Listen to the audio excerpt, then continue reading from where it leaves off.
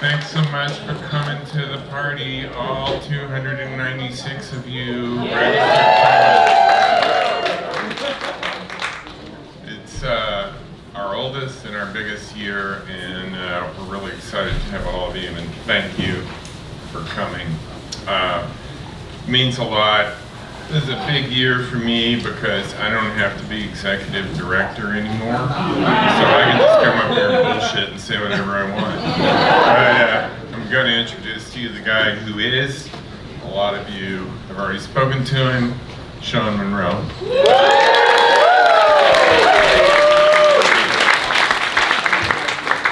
Where you at, New Orleans Poetry Festival? Let me hear it.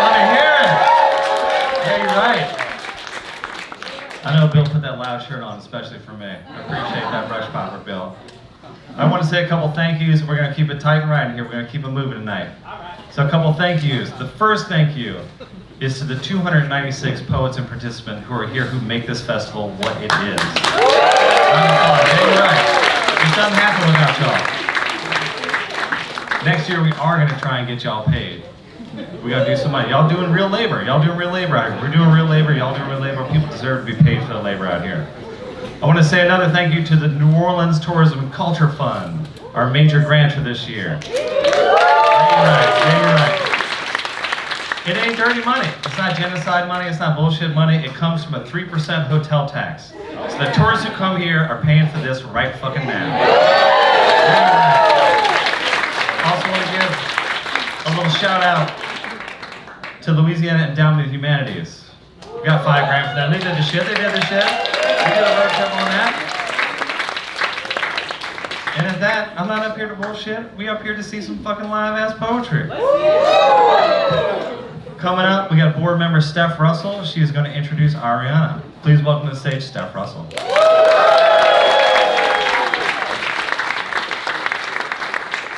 a big step. I'm glad I have long legs.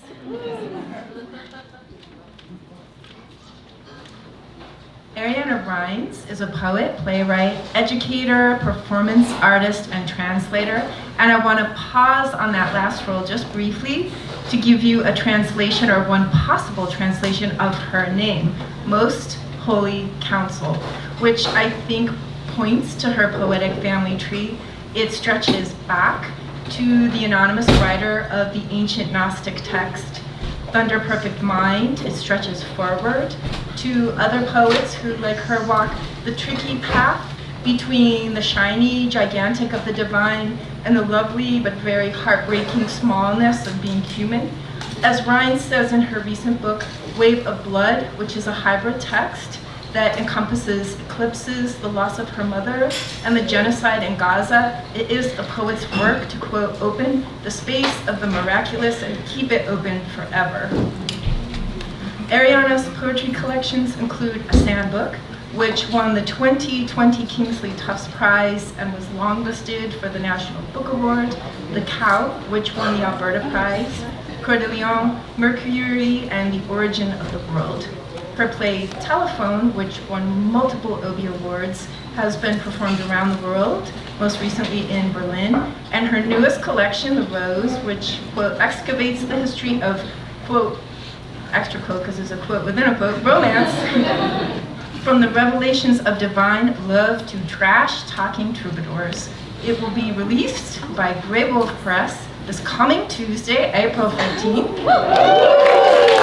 And it has some very auspicious astrological timing. During tonight's full moon, Venus stations direct in Pisces. Some of you all know what that means. Some of you don't. Those of you who are more fluent in book blurbies, I will quote poet Jenny Zhang, what Jenny said about The Rose, which is generally true of Ariana's work. Ariana Reines' poetry is what happens when the goddess comes down to earth. It is my honor to welcome her to the stage.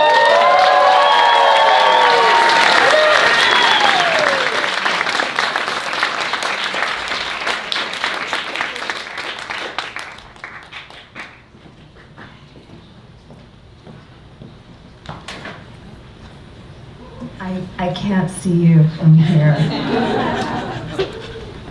Wow. It's so exciting for me to be here in New Orleans, and I'm very intoxicated by the smell of jasmine, and I've been in like a horribly gloomy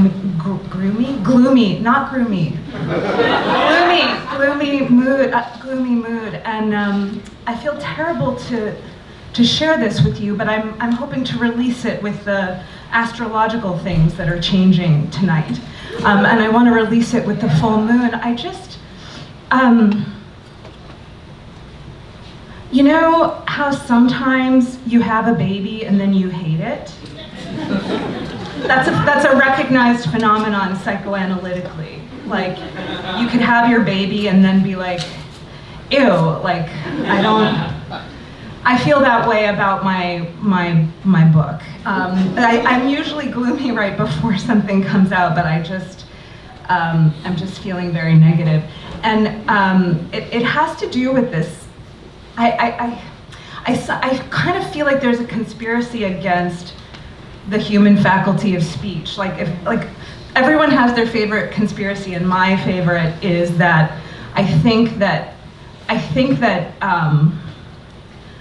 horrific violent acts, the display, the continuous commitment of them and the display of them, I feel like it's designed to so depress and depreciate the substance of the human soul that we no longer feel worthy of speaking, which is how I feel. I don't feel worthy of speaking at all, and so it's good that I can't see your faces, although it would help because you're lovely, and all I can see is an abyss, which is how I have been feeling. Okay, so whatever. I just also think it's really weird. Like I was thinking about this a lot yesterday, but it's really weird to practice an art form that you don't understand. And I really don't understand this art form, but I sort of start to remember what it is when I feel the feeling of like how poets are. Like there's a loveliness and a kind of a sense of like a trust in life, I suppose, that becomes eloquent somehow and allows other things to flow into the world, and I remember it when I'm among you. But it's really weird to spend your life doing something that you don't understand, most of the time you don't even like, you know? And I'm old now, and I'm still, I can't. Okay.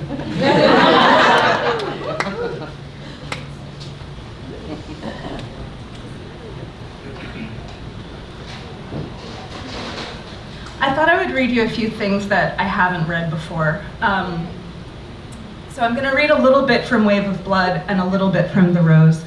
And they're sort of like fraternal twins or something. My friend Sophie Robinson, the great English poet, told me that Agnes Varda made everything in twos. And I never knew that. Like she made all her films in twos.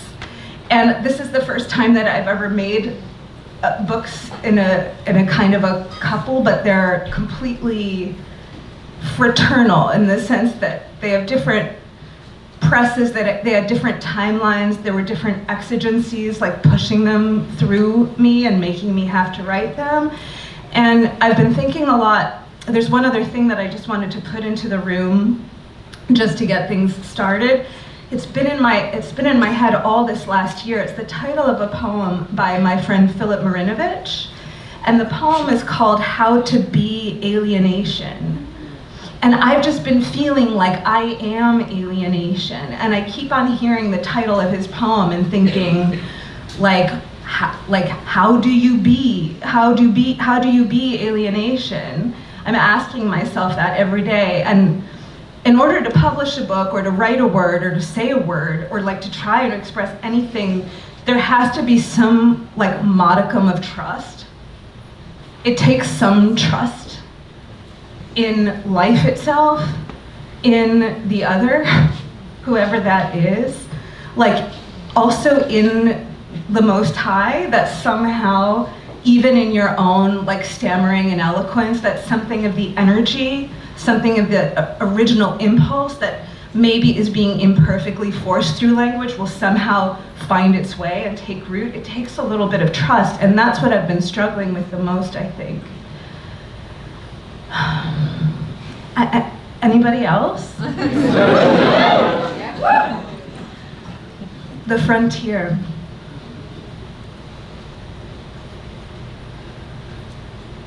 I felt a pressure not to write. How can I explain it?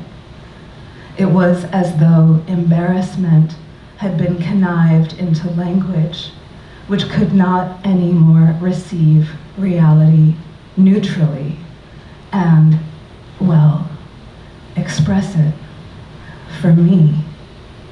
I felt, yes, I am writing, but it wasn't accurate. There was something in the world that hadn't been named or studied, a kind of suctioning action, mostly at the border of my perception and just beyond, that did not need to communicate directly to me for its force to be felt by me. I had trained myself to resist whatever it was for years. Even this I don't know how to explain. My troops were at the border, but after a while things got confusing and I started feeling tired all the time, wanting to lie down in the road or just stay in bed, which was also a form of resistance, or so I was told. And even when I was feeling vigorous and cultivating desires, because if you don't want anything, it's hard to move your body. I felt something in me, always wanting to speak or sing, tell my lover something. I wouldn't end up knowing how to tell them. That when I wrote it down, it also just did not feel accurate. And this went on for years, until a cultural phenomenon caught up with me, and now shame and cruelty clung to words, and they no longer seemed godly, and my experience of the world stayed inside the world, never reaching the threshold of its transformation, never reaching your ear.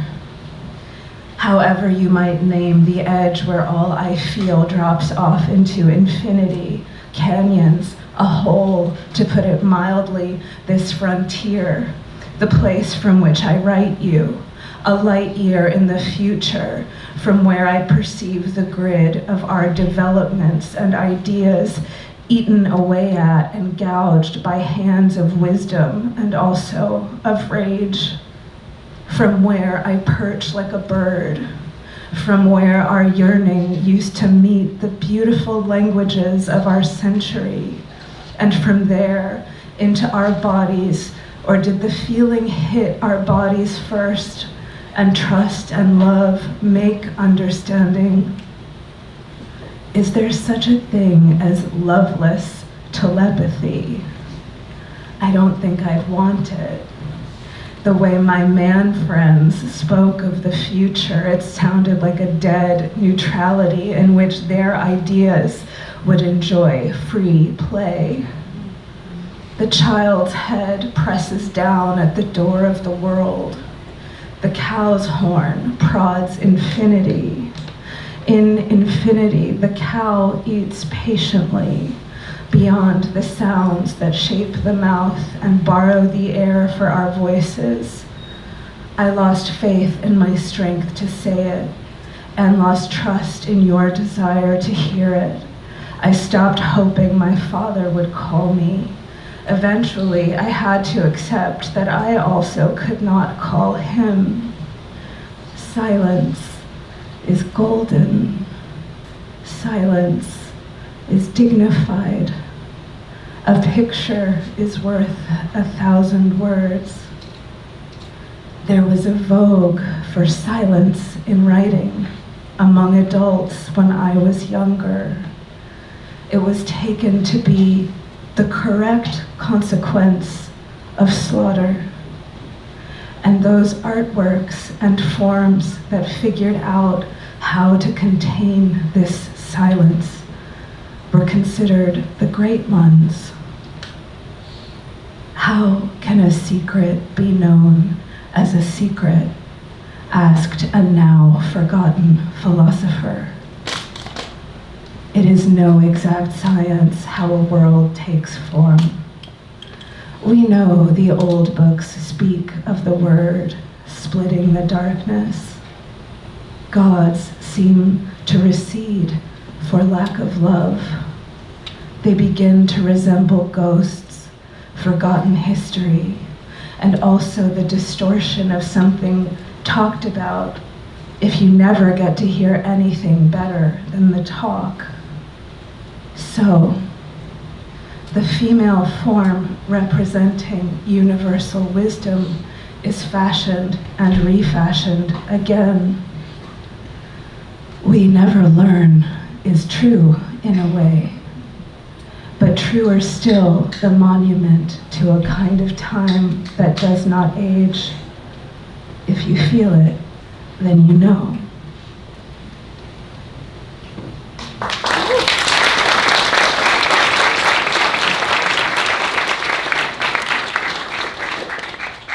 So I'm going to read a nightmare from that appears toward the end of Wave of Blood, and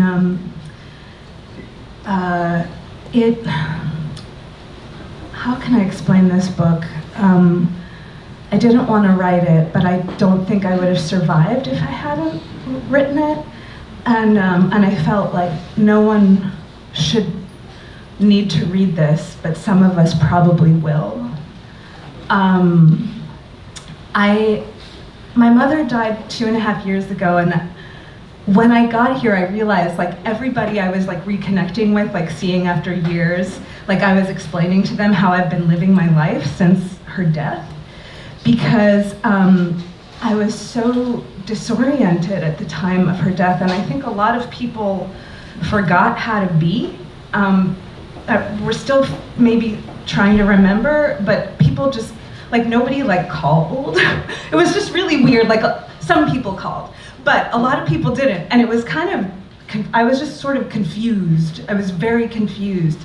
And one night, I went out to see a comedy show, and the comedy show had caused like some minimal human feeling to like reestablish itself in my body. But it took like 45 minutes at the comedy show. Like I was like sitting there, like not knowing when to laugh. Have you ever been that confused? I just couldn't understand like how to be. But then something happened and I laughed, and it was like, oh my God, it's a human. Like we're human again. And it was just like a tiny little pilot light of humanity like had just like come back on. When I got home that night, I summoned all of my dead ancestors, including my mom and my grandfather, my grandmother, and all the angels, and you know, everybody I could think of in my family who was dead. And then I was like, and everybody I don't know. And I was like yelling, and I was like, all of you. And I just started like, I basically like called a board meeting, and I like screamed at all of them, including the Almighty. And I was like, I can't take this anymore.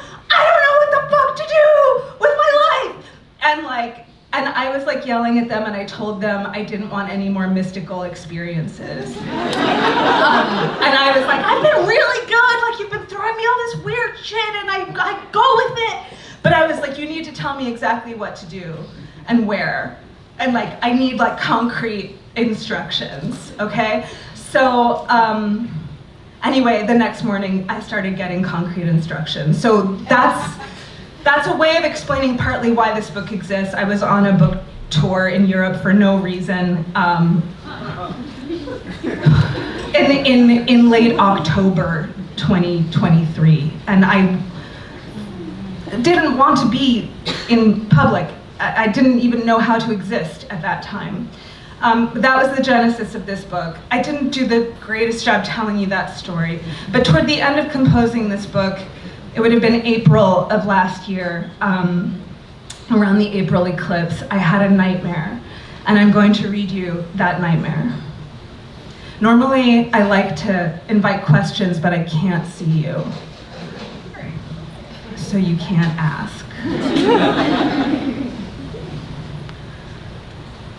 Long sleep of ghouls and demons. Last night was warm and stormy. I wrote things down that aren't true, but they are. I dreamed of a stairway that led to a fine hotel that I had seen before, kind of like the Spanish Steps in Rome. Going up the stairs were men in complicated and tormented sexual arrangements, like visions of Hieronymus Bosch, but they were young and clean and well-groomed, like Hilfiger and Abercrombie models. Their faces, the look of concentration, showed a solemnity and an intensity one very seldom sees. Like in real life, you don't see such faces even in porn. You see it seldom and only on people who are utterly focused on a kind of devotion within their own suffering.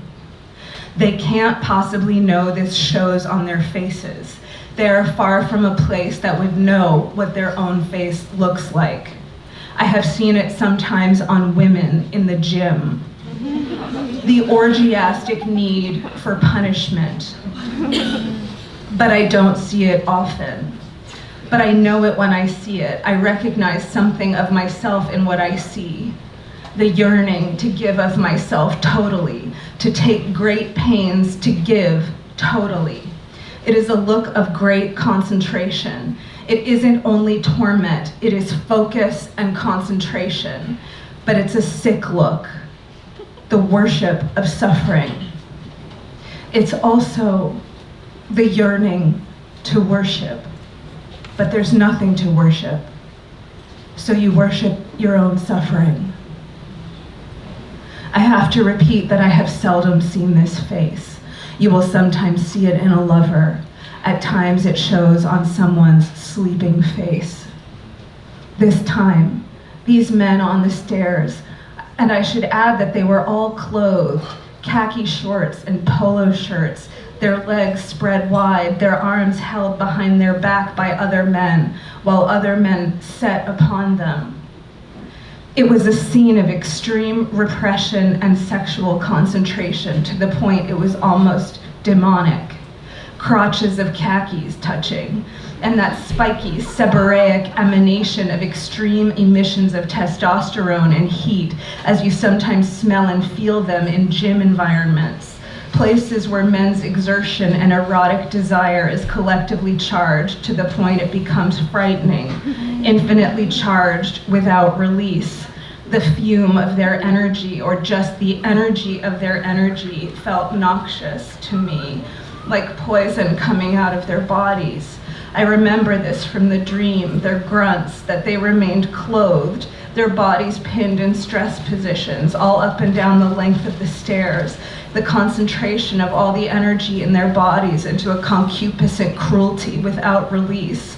And when you got to the top, you were met by the stone veranda of a fine hotel. I booked a room. It was number 106 or 108. Something happened in there. A film was shown to me that was horrible, a horror film of some kind, but it was a documentary about a 20th century serial killer projected against the wall. It was already playing when I got into the room, the way TVs often are when you walk into a hotel room these days, and I couldn't find the remote control or button to turn it off. There was a ghoulish man with shining, tormented eyes who insisted on giving me a gel manicure. I felt guilty to judge him by his appearance. The staff at the bar and front desk were polite, clean, and well-groomed. They resembled the men on the stairs, but without the hormones of sex charging their auras. They were breezy, bland, cool, solicitous, even friendly. Yesterday, I cried almost all day. I mean, I didn't cry all day straight, but I cried many, many times throughout the day, and my eyes stayed wet and they kept opening. In a way, it's as though I dreamed I refused to fight back against any injustice. I dreamed of a world of aggression, pain, and achievement. I dreamed of something devilish, repression and sexual torment, like a Tower of Babel, like hell. Somehow in the dream I was forced back into the room, and the murder film was shown to me again, and I was forced to watch it. In the morning, when it was over, incoherently, I tried to tell the hotel staff what had happened, even though it was obvious they were running a hotel for this purpose, and they were the same men tormenting themselves and each other on the stairs. A reader whose purpose was to misunderstand me could easily detourn what I have described and say, that sounds like a great hotel. That sounds like a sexy place. But how can I explain to you? It was a realm of demonic energy and devotion to pain, not the beautiful suffering wherein our tears spit and come, water the earth, and world compassion emanates from our couplings. It was a world of I and me and mine. It was sort and fuck and kill. It felt very real.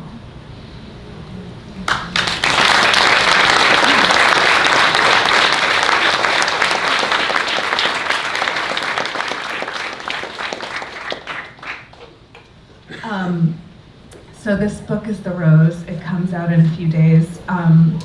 There's typos in it, which is cool. This book was inspired by a romance, a pandemic romance. My mother's suicide sort of happened in the course of the writing of it. So while Wave of Blood took about 6 months, this was about 3 years, and yet they come out essentially together. So they're these weird, misshapen brothers. And I'm just going to read to you a little bit from it. What I'd like to do actually is to read you the culminating poem. And but I have to frame the culminating poem a little bit. Is that all right? Yeah. Really, the whole thing about poetry, oh, this works. I can actually see you. Hi! To me, the whole point of this weird art form is that we can actually have dialogue. So it's nice to be able to see your faces. Okay, so during the pandemic, I've had more than my share of romances with like punk rock Carpenter. It turns out that I have a weakness for that. And the dude who inspired this, he's really like the platonic ideal of the punk rock Carpenter. Like I felt like they were all pale comparisons, like faded imitations of this guy. He was like the genuine article. And he gave me his permission to use him as a muse. It was a completely consensual thing.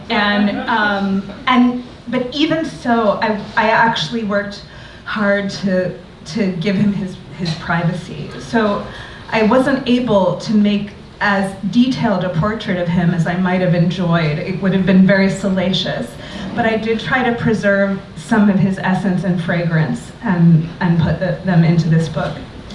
Now, all of what I've just said has nothing to do with the context that you need for this poem, Fury of the Flower.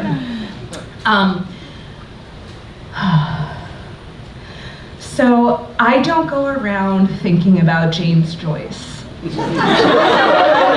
It's just not, I don't think about him very much.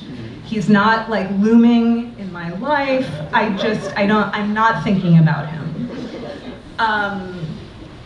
But the situation of his masterpiece, Ulysses, interposed itself into my world somehow, without my intentions being conscious of its possible. It's like I didn't think it was anywhere near me.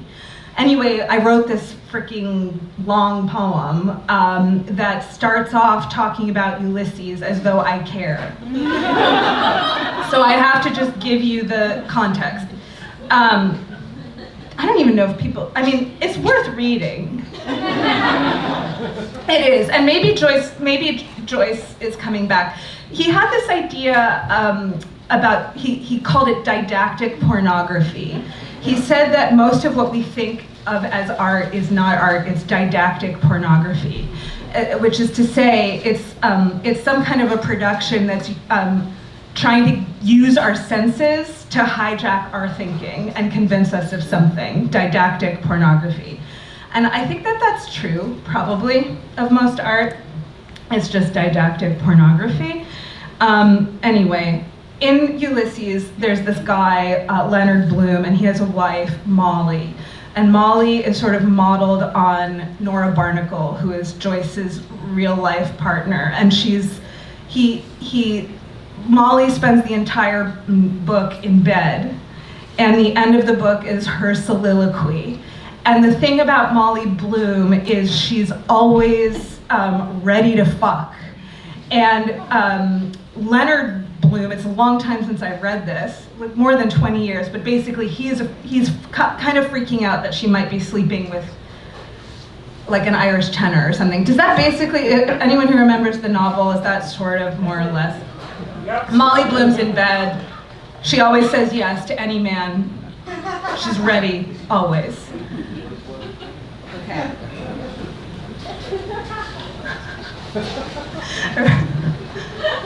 We just need a moment.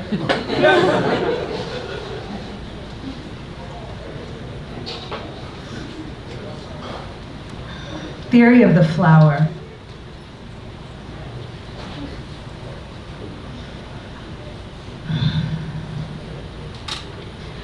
Molly Bloom's soliloquy is now canonical, but for me to say her kind of yes remains heretical. Yes to everyone. She's always in bed, even when she isn't. Not me. Yoko Ono said it, but you, can't. Not like that. So openly. So totally. Where just anyone can hear it. Better to evoke it. Ass in a picture. Allusion to a secret. Not that I do that either. Advertise my secret. Allure is our responsibility, and it's total control. Conversion into money. We're meant to buy our own flowers. Molly Bloom proclaims her love for flowers. The romance of the rose was an allegory. The very existence of the flower with its thorns and cousins, emanation of Damascus and Isfahan, recently bombed, was always already allegory. The reality of our sex too, and worse, hyper-real, could even be considered a hyper-object as described in the work of Timothy Morton. My friend Jaguar teaches there is only one womb, every woman being of that one. You expect me to have overcome my rape with a decision and the destruction of my mother with poetry alone. A woman must have everything, sang Joni Mitchell, whose records are finally back on Spotify. I must convert my experience and knowledge into value in order to possess, to have what I am. Knowledge and experience in the biblical sense are synonyms. I must make myself valuable to you. I must burrow into the culture using only my word and live nowhere but my bare word, like my ancestors in their tents, open to the elements.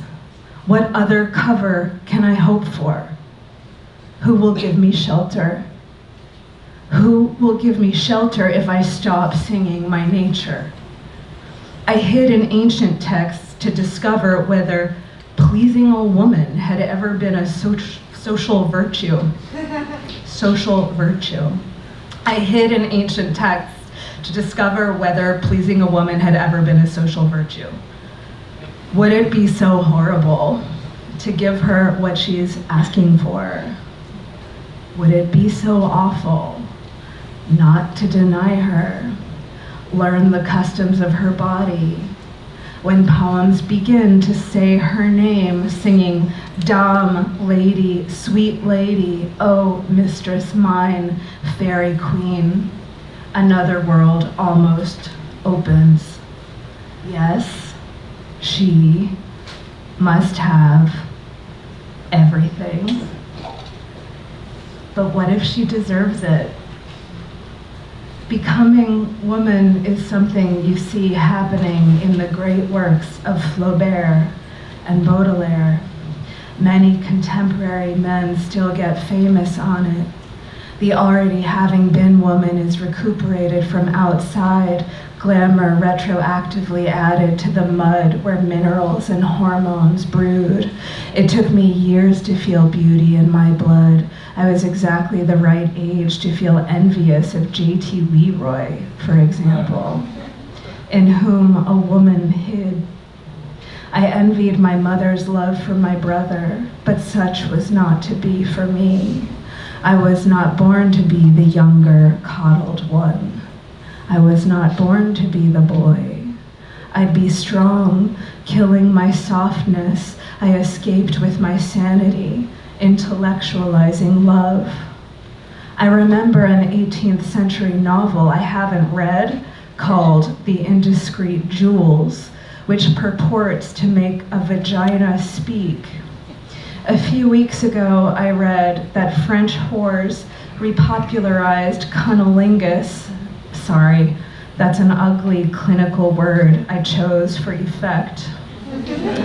In the 19th century, when Victorian taboos, I guess mainly in England, had rendered the practice occult.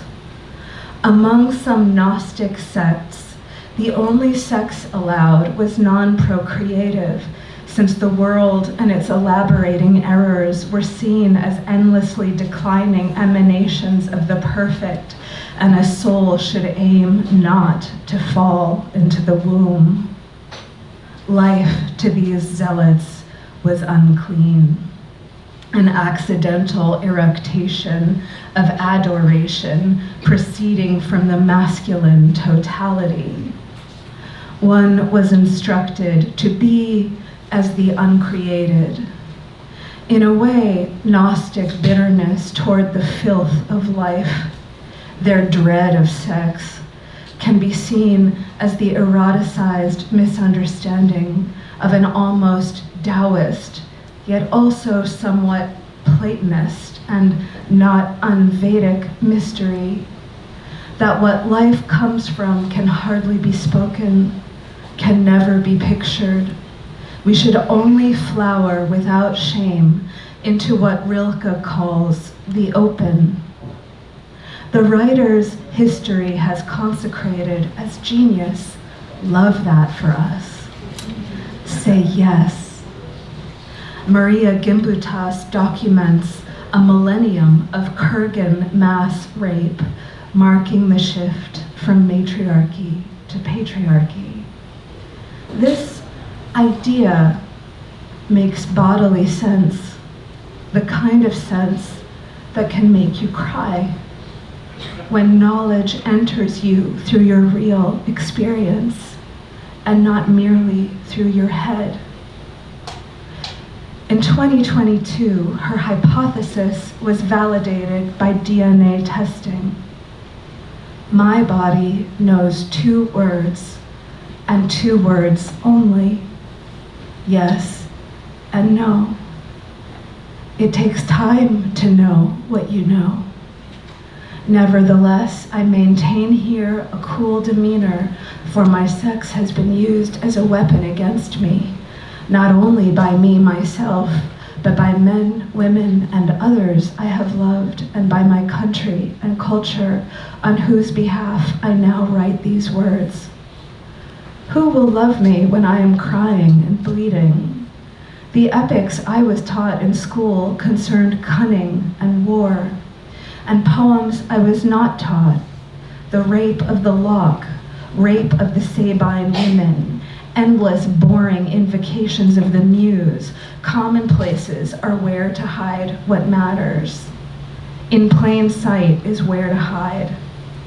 Tell me how a woman can enter heaven and bring its riches down, how water can be made to flow in the desert, how a soul can be stripped bare in the underworld, how birth can be given even in the underworld, how order can be restored between earth and heaven, how this is done partly through delight and partly through the laying bare of your own soul, and partly through the harmonizing of your feeling with what flows already naturally through the water and the wind, and the lettuce that grows beside the water, and the milky nectar in its flesh. How all at once you do this, how in a flash you know how. Even an ancient seed can fertilize me in this polluted world. Nobody taught me this. It occurred to me. I love flowers, says Molly Bloom. Proust talked to them, the hawthorns. Hawthorn, incidentally, sibling of the rose, is much extolled in the Troubadour and Trobiaride's poetry.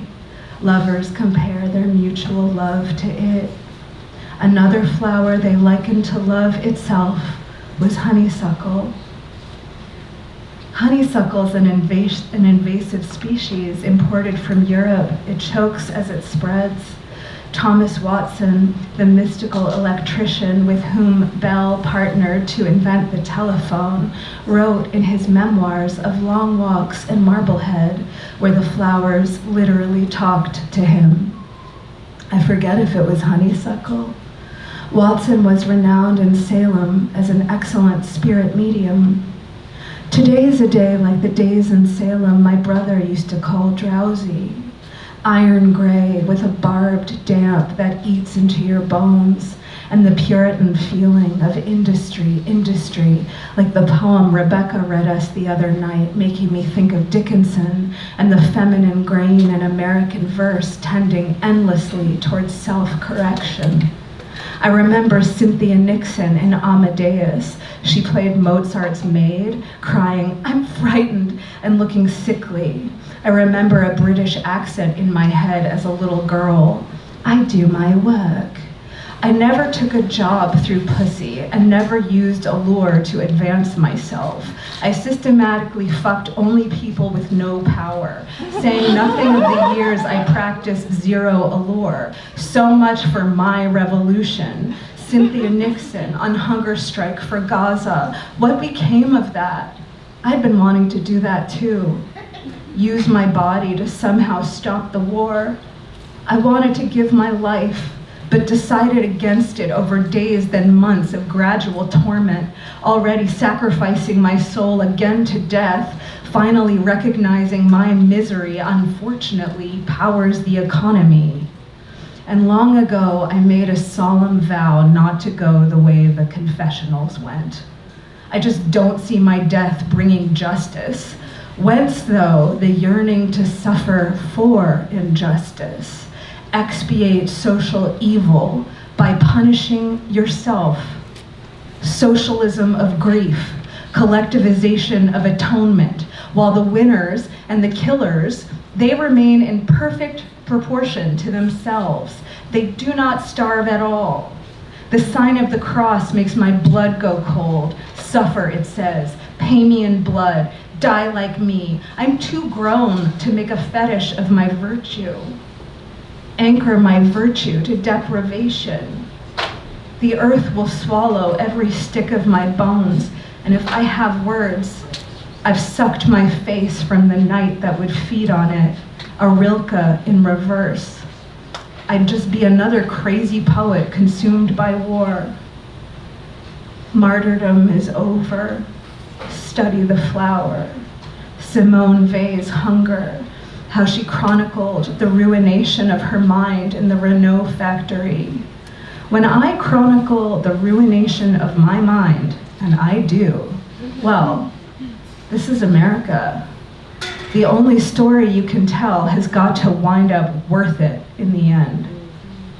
I visualize a pussy closing in on itself, cave collapsing, Geppetto's shop shuttered, voluptuous promise revoked, dried into splinters, declined into men's work, giving birth to puppets, as Mary and Joseph's baby would be nailed to wood.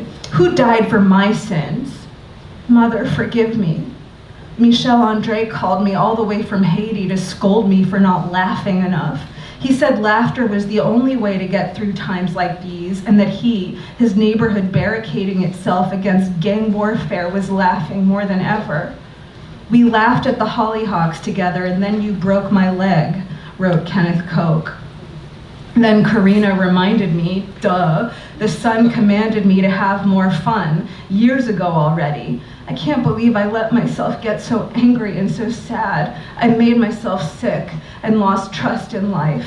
They make you believe your death is worth something, and your life, nothing. When nobody else is brought to justice, you yourself become available for punishment. I need to trust you, whom I no longer trust, because otherwise these lines will have nothing to press against, like a woman dancing against no partner, no world to flow into. Justice, my sister, I need you this very hour, sings Jennifer Castle. I have a need to trust someone. You, my lord, you, wrote fascist Ezra Pound after Lee Poe. Ara and I talked a long time about how she wants to leave her boyfriend, except she doesn't. We've been having this conversation for years. Apparently 3 friends of hers even staged an intervention. I don't like the guy either, and I feel like she's dissociating, but she loves him. I can't make her leave him. I used to feel like at least maybe he fucks her right, but I don't know if he even does that anymore. Whose idea was fiction? Romaunt of the Rose.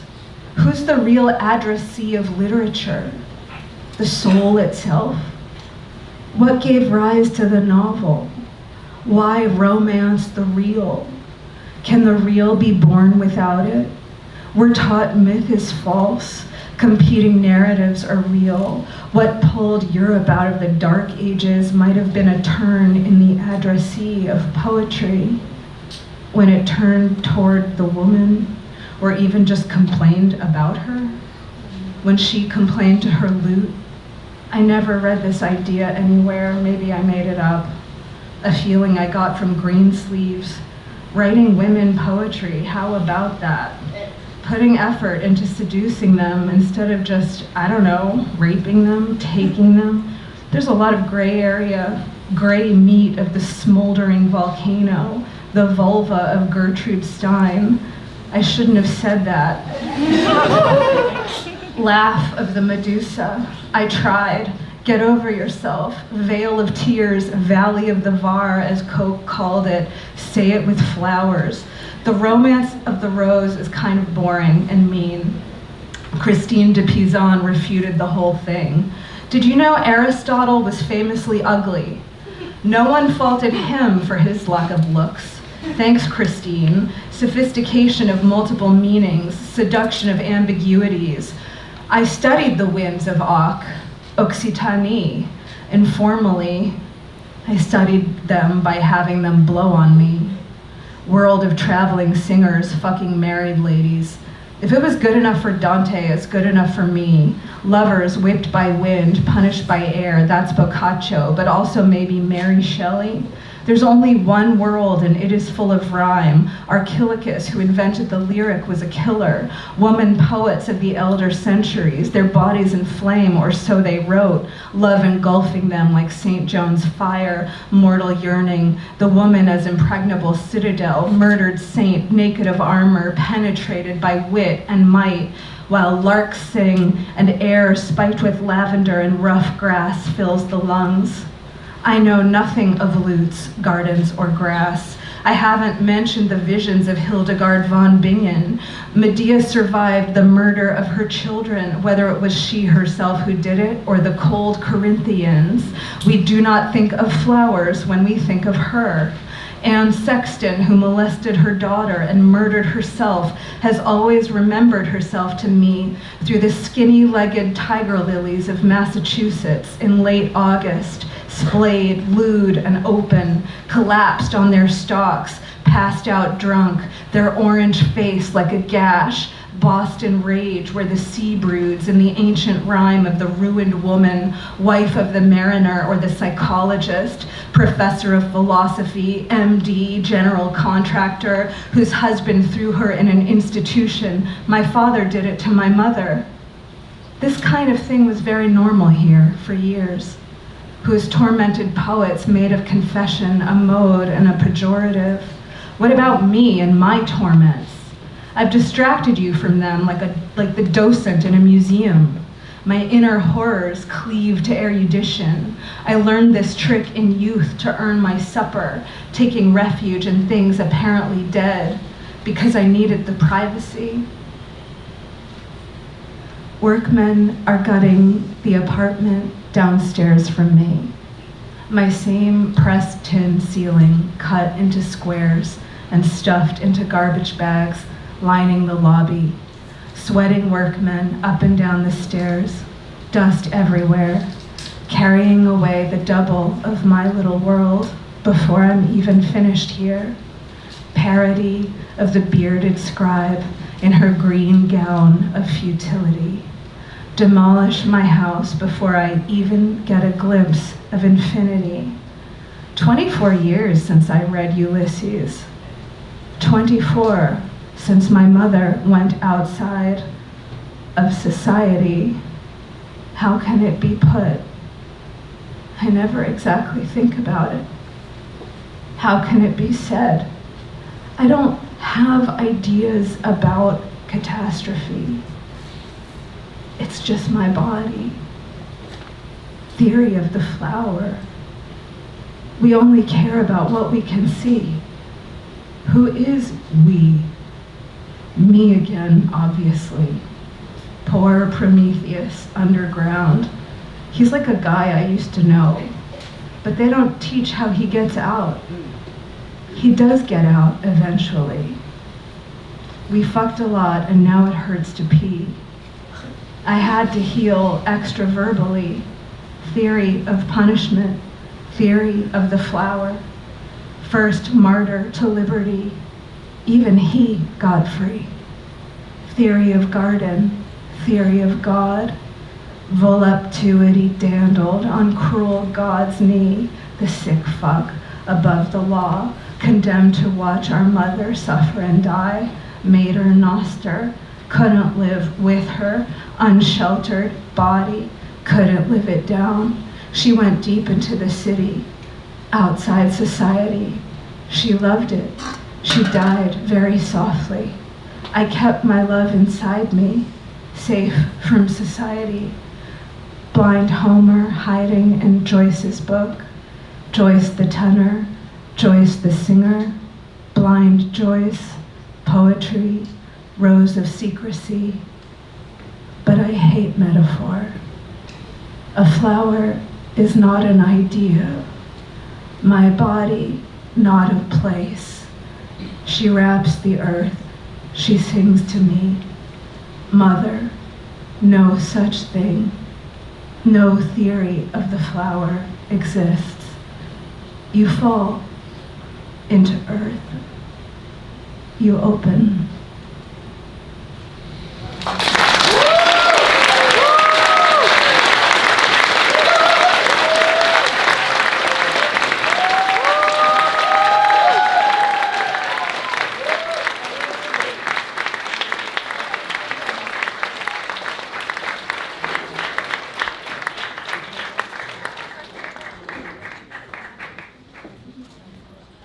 Can we give one more round of applause for Ariana, please?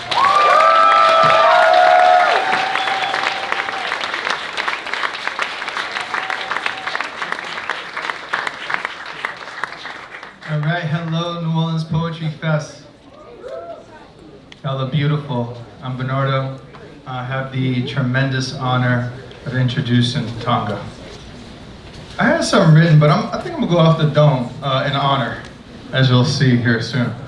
Tongo, about 5 years ago, when I was a baby poet, like they say, I was on a Zoom workshop through some, crazy miracle of the pandemic. I found myself on a Zoom workshop with an Oakland group, and Tongo was in the group. And you have to imagine, it was that time when we were looking at people, we just saw their faces, we just saw their backgrounds, we were nosy as hell, right? We were trying to figure out, we were seeing, I like to think that what was only left of us was our backgrounds, right? That's how we were kind of viewing each other. And I saw Tongo's background, right? And Tongo, his personality, the background was bare. He almost always was in bed, and he would be laid back. He would have his laptop on his belly, and you could feel, even on Zoom, there was a kind of gravity within this workshop that was moving towards Tongo. And I didn't get it, because every time he talked to you, he would just kind of mumble. It was very, and then he started doing his poetry. And the machine gun lexicon that came out changed me. And I know it's going to change you. It's something I'll never forget. And I've been in the wake of that experience and that performance. Tongo, there's a quote that I really like.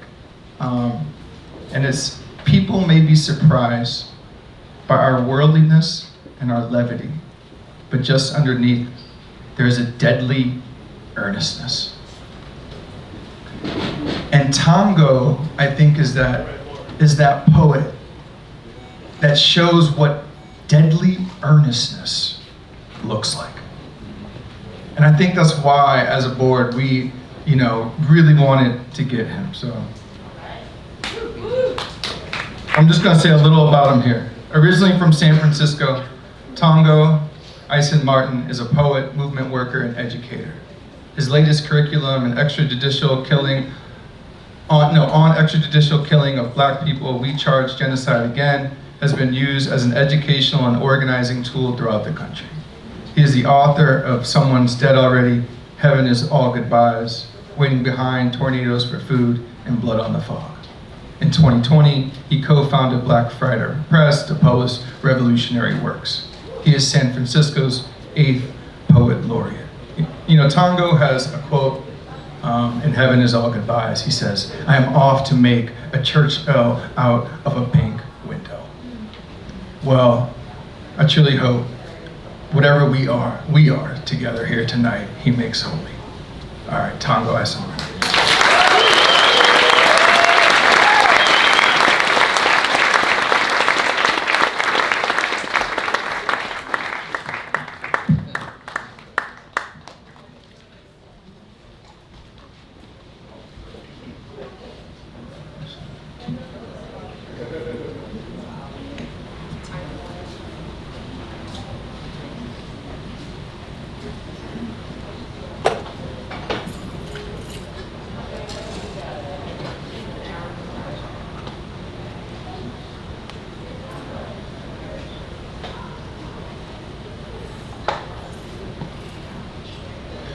I go to the railroad tracks and follow them to the station of my enemies. A cobalt-toothed man pitches pennies at my mugshot negative. All over the United States, there are toddlers in the rock. I see why everyone out here got in the big cosmic basket, and why blood agreements mean a lot, and why I get shot back at. I understand the psycho-spiritual refusal to write white history or take the glass freeway. White skin tattooed on my right forearm. Ricochet sewers near where I collapsed into a rat-infested manhood. My new existence is living graffiti. In the kitchen with a lot of gun cylinders to hack up. House of God in part, no cops in part, my body brings down to Christmas. The new bullets pray over blankets made from the old bullets. Pray over the 28th hour's next beauty mark. Extrajudicial Confederate statue restoration. The waistband before the next protest poster. Hey, by the way, time is not an illusion, Your Honor. I will save your desk for last. You're a witty, Your Honor. You're moving money again, Your Honor. It's only raining one thing. Non-white cops and prison guard shadows reminded me of spoiled milk floating on the oil spill. A neighborhood making a lot of fuss over its demise. A new late for a Black Panther party. Malcolm X's ballroom jacket slung over my son's shoulder. The figment of village. A new news to a new white preacher. All in an abstract painting for president. Bought slavery some time, didn't it? The tents and screeches of military boats and election Tuesday cars. A cold-blooded study in leg irons proof that some white people have actually found the nooses. The sundown couples made their vows of love over opaque peach plastic and bold action audiences. The Medgar Evers second is definitely my favorite law of science. Found the news clippings and primitive Methodists, my arm changes imperialisms. Simple policing versus structural frenzies. Elementary school script versus even wider white spectrums. Artless bleeding in the challenge of watching civilians think. And terrible rituals they have around the corner. They let their elders beg for public mercy. I'm gonna go ahead and sharpen these kids' heads in the arrows myself and see how much gravy spills out of Family Crest Modern Fans Award. Well, with their t-shirt poems and t-shirt guilt, and me having on the cheapest pair of shoes on the bus, I have no choice but to read the city walls, the signs of my life. You know, apparently too much of San Francisco was not there in the first place. This dream requires more condemned Africans. To put another way, state violence rises down, or still life is just getting warmed up, or army life is looking for a new church and ignored all other suggestions, or folktale writers have not made up their minds as to who is gonna be their friends. This is the worst downtown yet, and I borrowed a cigarette everywhere. I've taken many a walk to the back of a bus. They let on out the back of a storyteller's prison sentence, then on out the back of slave scars, but this is my comeback face. I left my watch on the public bathroom sink and took the toilet with me. Threw it at the first bus I saw eating single mothers half alive. It flew through the bus line number and on out the front of the White House. Hopefully you find comfort downtown. But if not, we brought you enough cigarette filters to make a decent winter coat. A special species of handshake, let's all know who's king was the light spin in uniform. This coffee needs to quit acting like those are birds singing. Rusty nails have no wings, have no voice other than that of a white world dying their book pages in the gas pump. Catchy, isn't it? The way 3 nooses is the rule, or the way potato sack masks go so well with radio codes, or the way condemned Africans fought their way back to the ocean only to find waves made of 1920s burnt up piano parts, European backdoor deals, and red flowers for widows who spent all day in the sun mumbling in San Francisco. Red flowers, but what's the color of a doctor visit? There are book titles in the streets.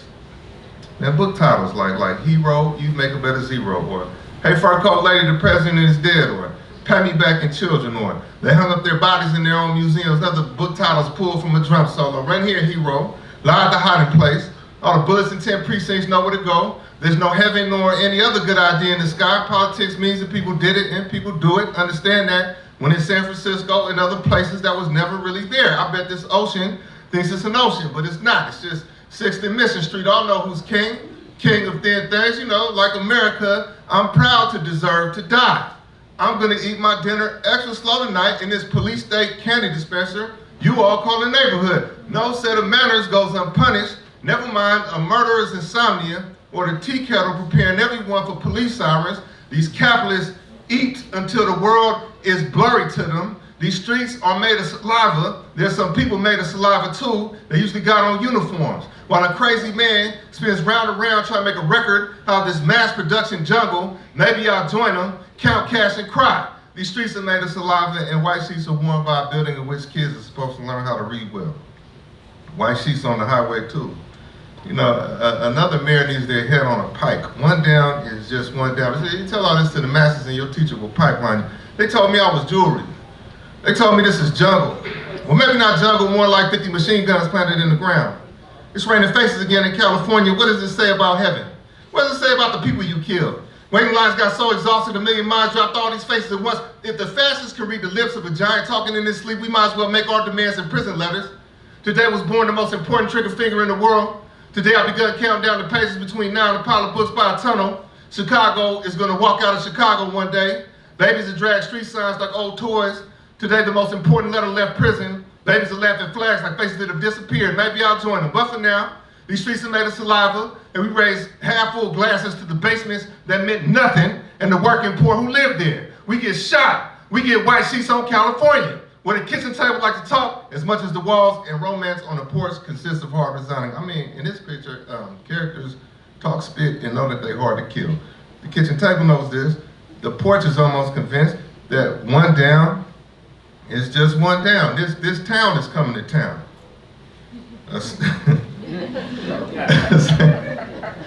A circus watching itself. Half distracted, half suicidal, thrilled children dressed as cops, thrilled children preaching and policing and intaking and hiring and snatching your money. This town's coming to town with tough trademarks to follow. Today, I watched capitalism walk on water. And people play dead so that they could be part of a miracle. You know, guided by teeth, man, goes this country. There's a fucking cow's mouth on the flag. A peculiar notepad holds street life dear, but the writer is not here. He's somewhere talking to tombstones about the good old days, or splashing reborn water on his latest face, or wondering how his old gun is doing in the afterlife, wondering how much death trap is in those gas station aisles. It gotta be $1 million a day on this concrete island. New engine in the moon where it never goes down. I mean, 72 straight hours of night, at least according to everyone's posture around here. 8:30 in the morning is really 30 minutes of closing. The city shuts down for a sleepy rat race. Elevators shoe shuffle to the nearest heaven. Laugh for rats the whole way up. There's scabs everywhere. In puddles of city, in concentrated schools, in TV lit warm rooms, the light reveals military fatigue when it hits just right on the ties that are wrapped around the necks of lazy white guys. Empire is too easy, baby. Chant the walls on something if you feel like it. Let's wait for a target to move and shooting back. Running for a tree line made of freeways. Wisdom says, against a war machine on Tuesday, you stand no chance, but may we be the last poor people to play it safe. Cow's mouth on the flag. A politician raises his hand, and the crowd shows their teeth. An oligarch raises his hand, little kids are not safe outside. We all hide, depressed, and comrades and function. 15 minutes of closing in the city has survived another black rebellion. We just paying dues by trash fires not to send anybody consent. And don't you love how deadly things whisper in the moment and people kill like feathers fall while everybody's screaming inside? The writer knows that death is not a matter of dignity, rather humor. In the house that smells like roach races, nuclear percentages on torn stoves. I mean, here life never was, just lazy matches and manic inhumanity, hands rushing away from life towards stoves. What we doing here? Surviving. For no reason in particular, because nobody going far today. Nobody go far tomorrow. Trust me, hell and heaven cannot count. Strange gardens with secondhand clothes play. And concrete wishes to be human so that it could be accountable. Where they find you drenched. And drains wish to be human so that they could be worthy arms for you to die in. I greet them all, grandson. Prepare for the day when every child is common. Don't say we ghosts didn't write you a poem. Don't say we didn't dig your life. Remember the shotgun by the coat rack that everybody in the house knows how to use?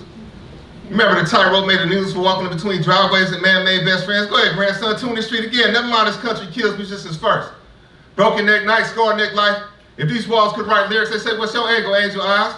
30, 50 rounds pass by on the street with no daughters. This street has no sons. Just young prisoners of war in a racist city that means to make capital, and we know so much. We know it all. We were stood against walls. Who's on the third cross around here? Cow's mouth, salivating over the street. And that is the story of why we aim at teeth.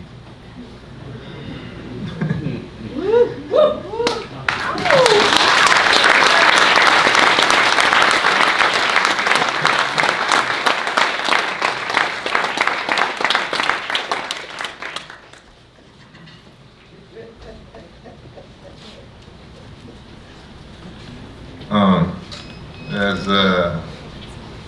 children are brilliant and charming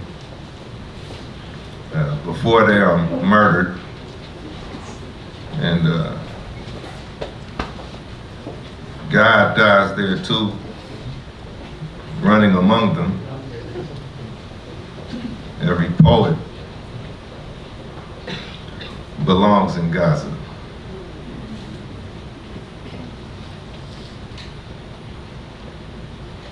You know, these little societies, they wander together like hopeful drops of a virus. A citizen testament is bent on offering me. A nation of breadwinners to hold me back like it's a Brinks. I wrinkle the concrete sometimes like flesh. My Martin Luther King permanence, turned away from a podium into the reeds like God is a dangerous twin. Black August to the mountaintop, balcony on my bedroom floor. You know they fucking steal you from the earth itself and suspend you in your broken neck from their foolish euphoria. From the loyalty off of their gray superstition, loyalty off of their agrarian reform, I returned to my mother completely disrespected. For peeling the heat off of purgatory, they killed poets like me. Walked me away from my poems, never to be heard from again. In this final industrial complex of bloodlines picked over, picked through, a sport and spiritual death of your devil at least half made, police become a pretty word. I'm reading a lynch mob shoestrings like they were tea leaves, teaching you how to write about cities. It's the 25th century in the mirror, people. Tyranny against the chump change, you're a chump to be mocked, even with a gun in your car. A cubit of needlework spelled tune for the proletariat, the relapse ministry. Talented people curled up in a fetal position next to a diamond dime. Just another service day in the theatrics of tea-house fascism, in a bouquet of surveillance cameras, in the poverty of God. New blue eyes, courses of water, a newly potted presidency, a one big shiny corn if you ask animated capitalism and other non-literal voids killing its white freedom, the deification of hyphens, medicine bread and picture shows, great protesters in LA, guests of our ink, drop kicking roses in the graveyard, DC mink like a stone torn in half to pin advances, despite CIA guideposts, despite non-African past and futures, a metaphorical but not surreal day in a horn-ridden life. Horn player, improvising king, like a radio prize fight featuring Shango himself, a real hand sweeps the land of racism. May I return to the ground. May I make progress with the gun. On our Mother Emanuel, they put on music that evening. A swinging type body language for you to drink with fermented $5 bills. For your body language, some applause. My past stomach lining. Neither a good thing nor a bad thing, like being psychic on the way to a lethal injection. It'll sit you down with Lady Day. Lady Day leading youth who surrendered their souls to Africa too soon. Polity thought floating in a cup of water, she saved me. Accessing my stomach, accessing the love of the American lynched. Coat sleeves wooden and avalanching to the wrist. Our Mother Emanuel, avalanching to the sharp keys. Pain, or the deal you make with pain. A piano makes sense for them. Laying hands on the world gradually, addressing the bending necks on the streets of the north.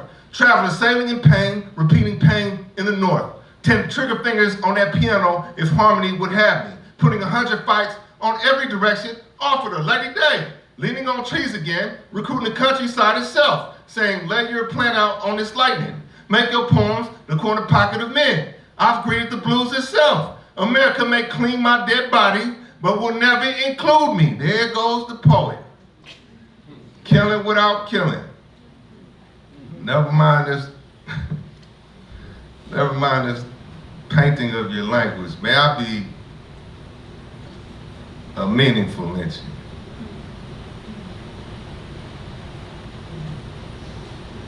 A crow's passing. Good and dead by the afternoon. Bienne.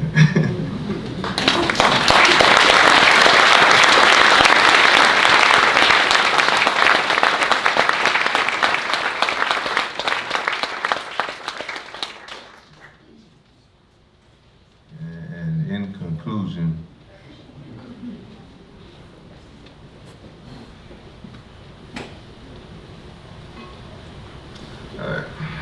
first, I should have apologized to the souls of the house because I'm wearing the cheekbones of the mask only. Like a pill bottle whose name is yours, name tagged on the side of a factory of risks. I mean, teeth of the mask now. Back of the head of the mask now. A new phase of anti-anthropomorphism, fending for real faces. Stuck with one of those cultures that believes I chose this family. I'm not creative. Just the silliest of the revolutionaries. My blood drying on my only jacket. The police state psychic middleman evangelizing for the creation of an unmasses, an unmedgar. Blood of a lamb less racialized or awesome prison sentence. Right angle made between the point on the Louisiana plantation and the 5-year-old's rubber ball 3 feet high and falling like a deportee plane to complete my definition of garden variety genocide. I'm small talk about loving your enemies a little more realistically, about paper tigers and also gold. I need my left hand back, broke my neck on a piano key, found paradise in a fist fight. Maybe I should check into the Cuban line. Watching the universe last metronome, some call black Jacobins. They just wait. These religions will start resigning in a decade or two. Some colorfully, some transactionally, in a cotton gothic society, class betrayal, gone glasses. I mean, ironically, my window started fogging over too as I was trying to figure out which Haiti would get me through the winter, which poem houses souls, which socialist breakthroughs like taking 10 steps back and finally trying stillness, like introducing Gabriel Prosser to Thelonious Monk. I mean, I remember childhood. Remember the word childhood being a beginning. Scribbling on an amazing grace, I rented this body from some circumference of slavery. Remember being kicked out the Midwest, strange food theater, lithium and circuses, like-minded stomachs, the ruling class, blessing their blank checks with levy phone, with opioid tea, cent dollar bills, yelling to each other, pocket to pocket. Cello stands in the precinct for a company counter-revolutionaries. My mother raised me with a simple pain. A poet loses his mind like the room has weather, or first girlfriend gravity. I mean, difference between me and you is the madness wants me forever. A pair of apartments defining both my family and political composure. Books behind my back, bail money paved into the streets plain. Euphoria, cliche. Bracing for the medicine's recoil, sharing a dirty deli sandwich with my friends. Black Jacobins, underground topography of a grandmother's hands, psychology of the mask now. Teeth of the mask again.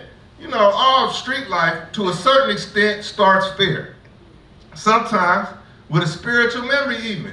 Pre-dawn soul clap, your father dying even. Maybe I pushed the city too far. My sensitivities to landfill districting and minstrel whistles, white supremacist graffiti on westbound rail guards, all overcome and reauthored by revolutionary violence that chose its own protagonists, a muted stage of genius. I mean, the garbage is growing voices, condensed Marxism for warrior depressives, underpasses in their pockets because they just might be deities, a decent bid on the panther name, or merciful Marxism. Disquieted home life or metaphor for relaxing next to a person who is relaxing next to a gun.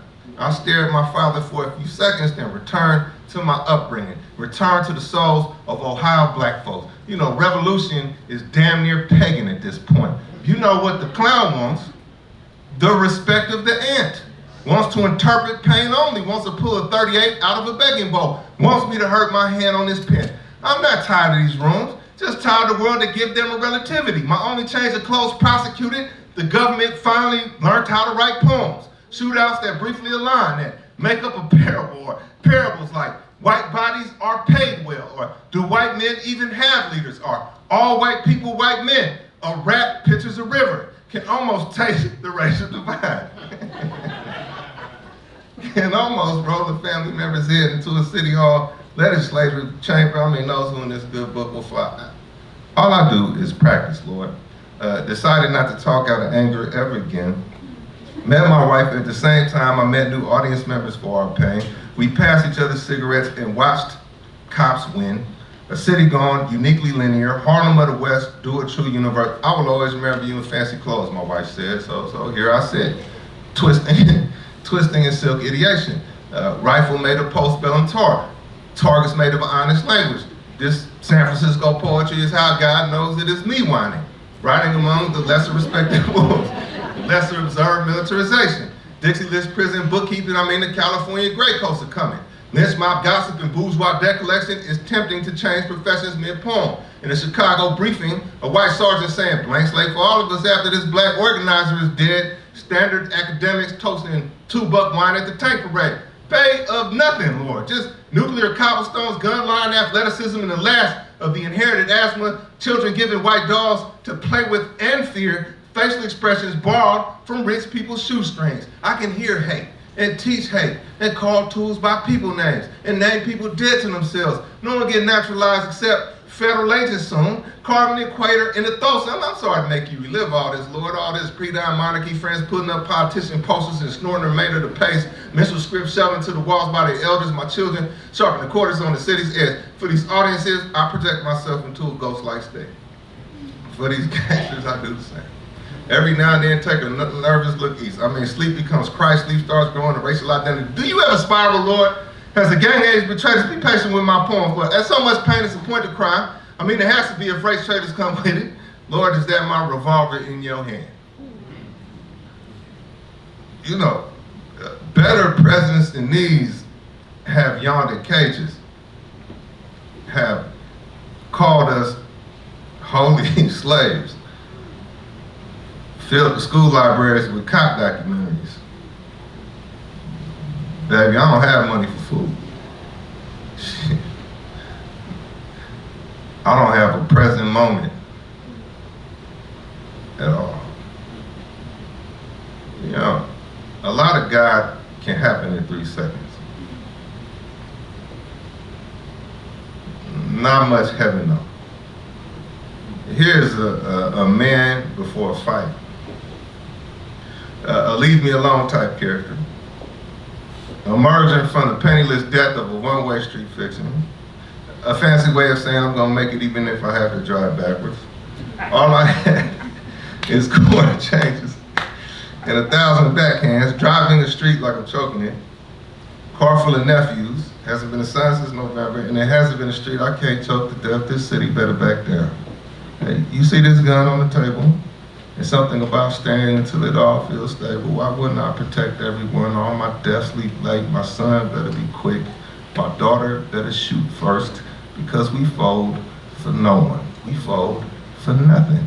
Okay, the first thing you'll feel is the heat. This lady would tell me, trying to tell me about possession, drink life neat, is what I mostly hear, and most of the world leaves me alone.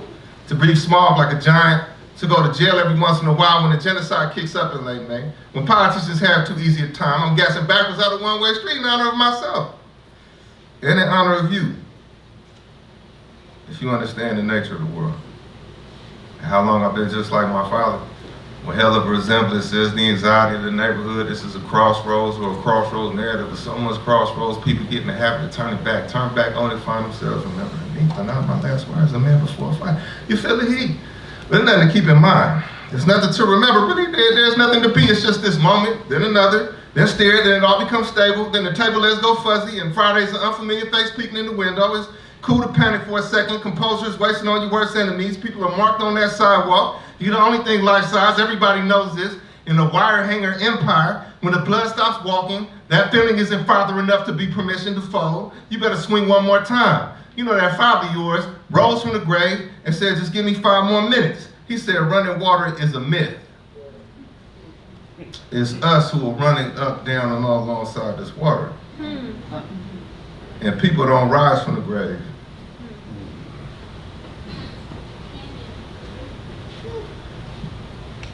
They not laid down either. It's us who flip all around their body. So beware when the people around you all look like they about to jump, it might be your time. You'll feel the heat.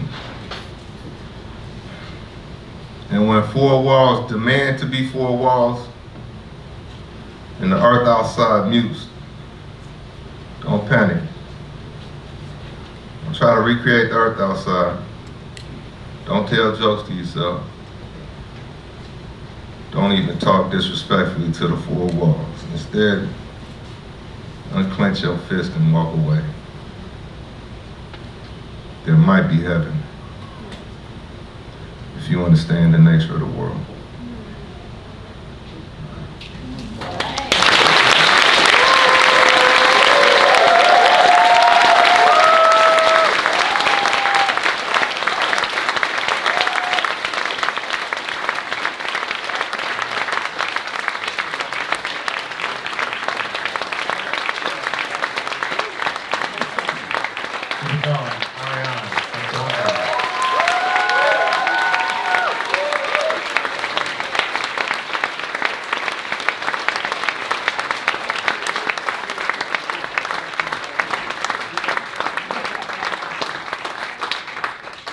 Organize tonight. That's it. No shit.